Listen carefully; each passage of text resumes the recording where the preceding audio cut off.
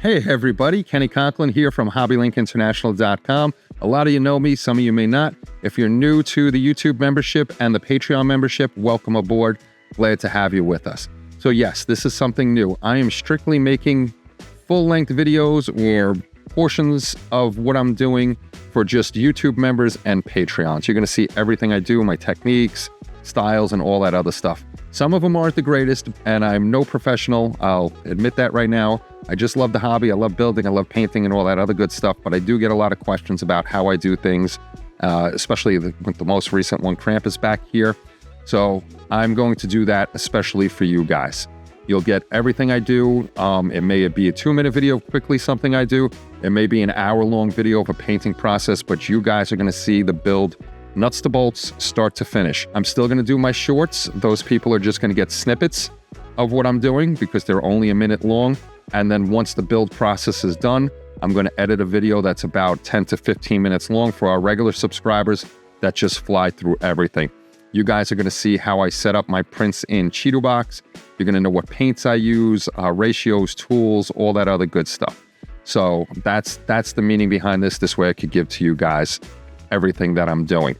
The second reason is to make a little money for the shop.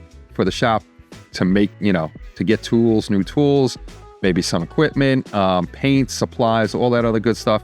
And hopefully over a course of a few years, make enough money to renovate this place and make it a proper shop. Because if you see behind me, which way am I going to lean? I'm leaning this way. If you see behind me, that Anycubic printer is on a slant, so I got to get something to put it up because these desks are crappy. So the first thing we're going to bring you through is Abe 3D's Darth Talon. That's going to be the first build we're doing. She's quarter scale, so she's going to be a big one. I've never built anything that big before, so it's kind of fun and exciting. We are going to light her up. I'm going to try to light that saber up, so I'll show you how I do that. I'm going to light the base in red, and we're going to go through all of that. So the first thing I'm going to show you tonight is I'm starting to set up the base in Chitubox. It's going to take me a little while to print all this up because I'm using the 2 medium-sized printers instead of the big printer because Cheeto does not have that set up yet. So again, welcome to everybody that's joining the memberships, both on YouTube and Patreon. And oh, the other thing, I am setting up a Patreon and YouTube member-only Discord, so we'll be able to chit-chat there. You'll be able to show your builds, and maybe we'll do some fun contests or something like that throughout the year.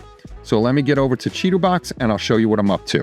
Okay, let's begin. I'm in Chitubox Pro version 2.0, and I am on my Anycubic M5S Pro. That's the one I'm going to start printing this base on in a little while. Or I could switch over to the M5S. It really doesn't matter. So what I'm going to do first is we're going to open up a file. You're probably not going to see it. I'm going to go to my downloads, and I'm going to get Darth Talon in 1/4 scale, and then I'm going to bring in her base. Her base is in here. This is a nice round base, but we have some work to do to it. The first thing I'm going to do, I use the repair button.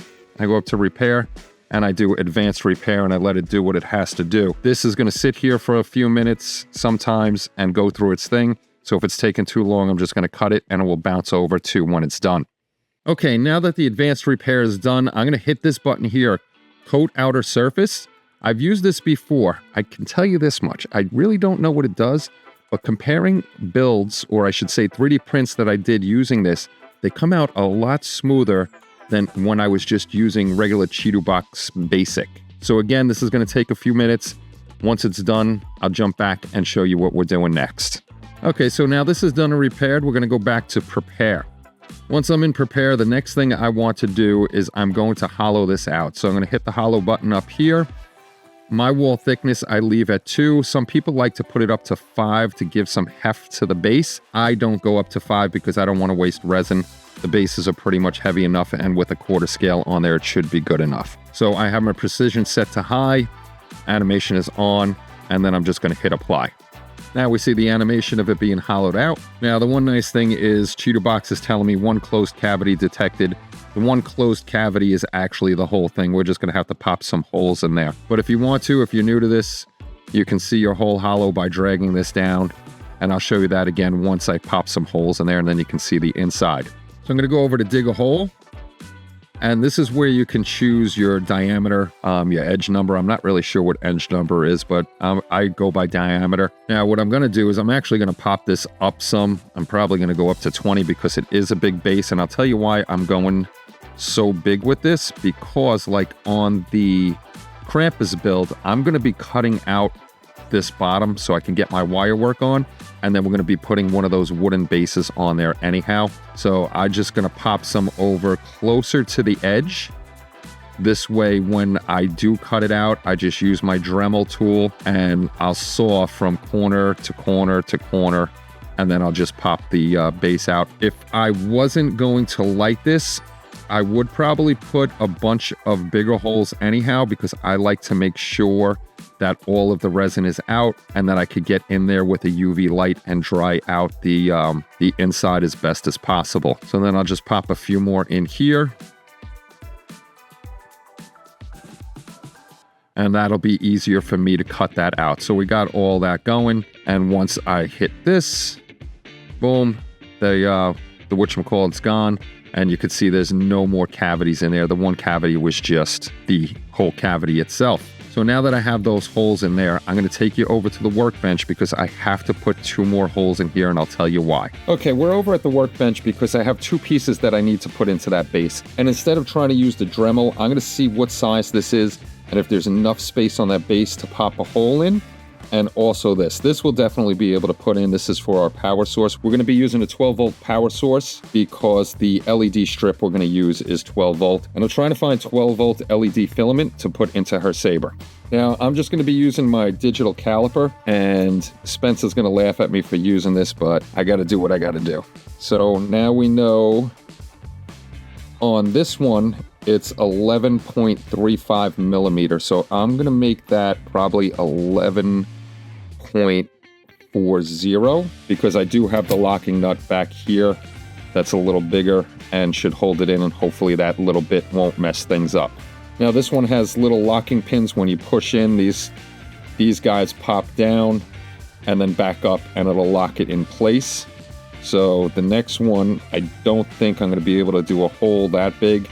This one's 19.04, so I'll go 19.05. We'll see if we can make a hole that big. Okay, so we're going to rotate this guy so I can see, and then we're going to pop holes in here. Not hollow, I want to dig a hole, and 11.40 was for the power, so that will definitely fit. Oh, I hit the button too quick. I didn't line it up where I wanted it to. So let me zoom this in a little bit more so I can see. And I want it right about there. I don't think the on-off switch is going to fit just because that right there is 11. And that is pretty big. And now our other one is 19.05, which is definitely going to be too big. I'll have to see if I have any other on-off switches. Yeah, that is...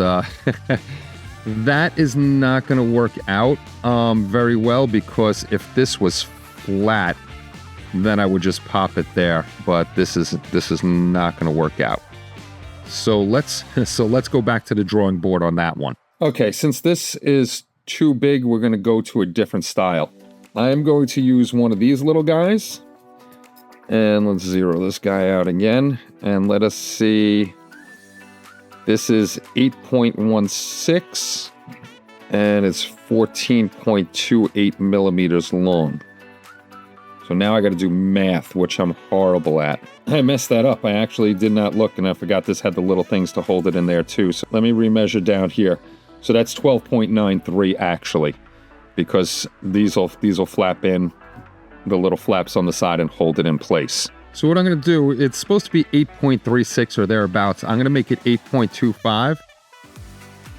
Put this guy here, and then what we're going to do is with a file, I'll cut out the corners. At least we have this where it's semi close, and then I could make things a little bit straighter, easier than chopping up the whole thing like I did last time, and I pretty much made a mess out of everything.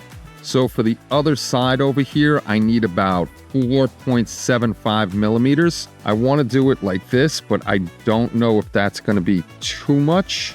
that may be too much. So what we'll do is we'll bring it down to about 4.6. Couple holes over here. And see, that's not good. That little piece is staying there. So how I want to do it is not working out. I don't know how to cut a square. I don't think I can in Chitubox. So what I'll do is we'll go back to the 8.36 and I'll go that's as far as I wonder what happens if I go that way. Drilling failed, please. So what I'll do is I'll get it as close as I can like that. Hopefully that's not too big. If so, I have Bondo and other ways to fix it so that won't be a problem. But at least that's there. I'll be able to use my files and make that a little easier on myself putting that switch in. At least this one's here and perfect, and that'll pop right in.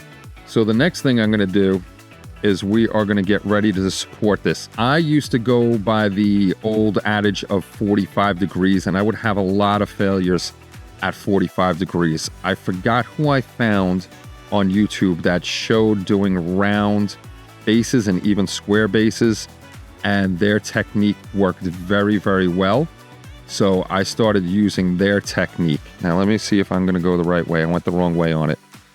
So now this, you don't even have to do a 45 degree angle on a round base.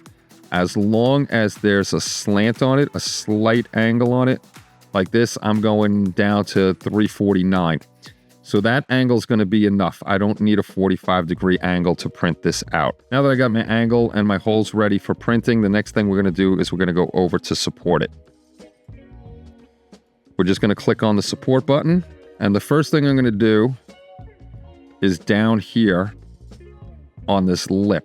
We're going to work on this lip going over this way. I use light supports for a lot of things, but this one they call it middle, but it's medium supports. We're going to use medium supports on the leading edges over here, maybe over here, and some on this lip over here. And then I'm going to go over to light supports for the rest. So now when you're doing the support, let me blow this up over here. We're going to put 2 supports on here. I'm an over supporter, so I don't get as many failures. I want to get this right here. So we don't want that overlap. We want to get it right there close to the edge and then evenly space these out. This is what's going to support the bottom here, and then the rest can be light. We want this thing to hold this up, and we want it, if I can get this in a good view to you, really close to that edge. We don't want it like that.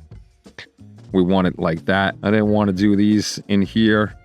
Let's delete those. I was just trying to go around and show you where we were going to put them on the back edge. So we want them, see how this one is lined up. With this one, I'm going to go back in here, click the add support button, and then we want to be on the edge here too, and we'll line them up. And we want them evenly spaced. This way we have plenty of support, and the major support here is going to be on these bottom lips, just to make sure that everything is good to go. I'm going to do the rest of these supports on the bottom, and I'll time lapse that for you so you don't have to sit here for an hour watching me.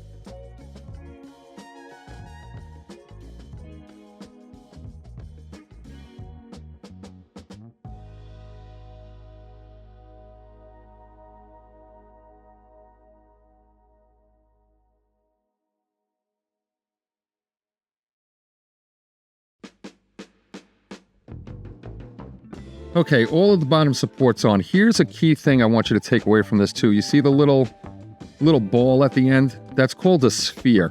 I learned this from Omar, and you want to use spheres because once you pull your supports off, it's easier to sand down those balls instead of filling in a whole bunch of little dots, which takes forever and is a pain in the neck with filler and all that other good stuff. And how you want to add your spheres on, because they don't automatically come on. You go into basic settings. This is for Chitubox. You hit advanced settings. Your top and contact shape is going to be sphere. You can make it none. If you make it none, that's where we're going to run into the problems of having divots and having to fill all of that in. Now, I'm not too worried about hitting any of this with medium supports. This could all be light supports. I take chances with my light supports. The edge is the most important thing for me. Now, sometimes this works, sometimes it doesn't. I'm going to add auto supports and see what it does down at the bottom. Sometimes it adds in way too many, and then I have to take that off. And now look, if you see here, I just noticed this part right here wasn't spaced out very well. So I'll just go in here, spin it around, find that guy, and add a support. So just make sure you check over everything as best you can. I actually think that was 2 light supports, but that's okay. I don't think anything's going to happen. And you can see over here, I have another kind of big gap. So let me just make sure I put this back on medium supports.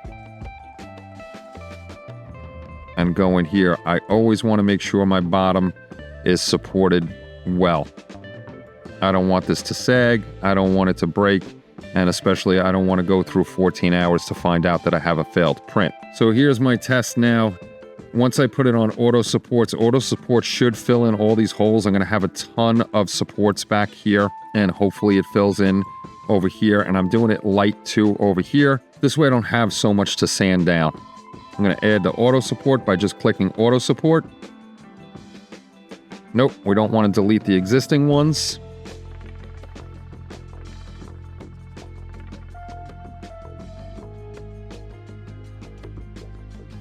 And there we go. It added our auto support, our light supports up in here. It added it all in the lip over here. And this actually, it's called magic supports. It decides on, like, see how these branch out instead of having a million little supports over here. It adds the best possible support you can have. So this is all supported up how I'd want it to be, with all the light supports in here up on that nub. And as you can see back here, like I said, this is going to fill in all these holes and hold this up.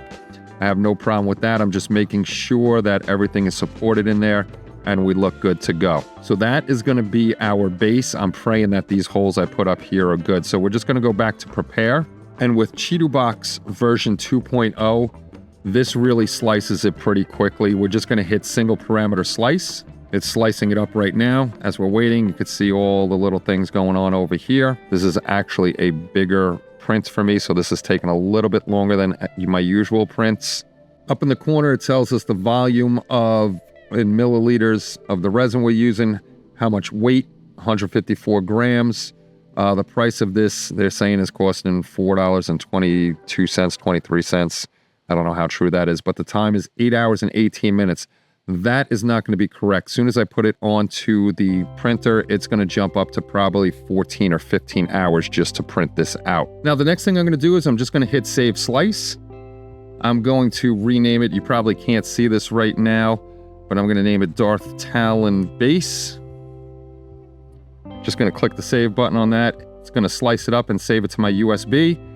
I can open the folder, but I'm not. And then I always just go back to the beginning. And that's it. That's how I do mine. As we go through, I'll show you more of me doing the pieces in Chitubox. Okay, so that's our first video on Darth Talon about how we're doing things and how we set up our base. This way we can make it a little bit easier for ourselves.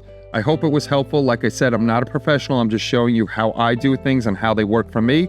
If it helps you out, that is awesome. I hope it does. And if you find new ways to do things or better ways than I, let me know, and I'll try them myself, and we can do videos on those too. So thank you everybody for stopping by and checking out this video. I will see you on the next one as we do more stuff. I'm going to clean up some printers and get it on the printer. Hopefully, what time is it? 11:22 p.m. tomorrow. All right, guys, take care and bye-bye.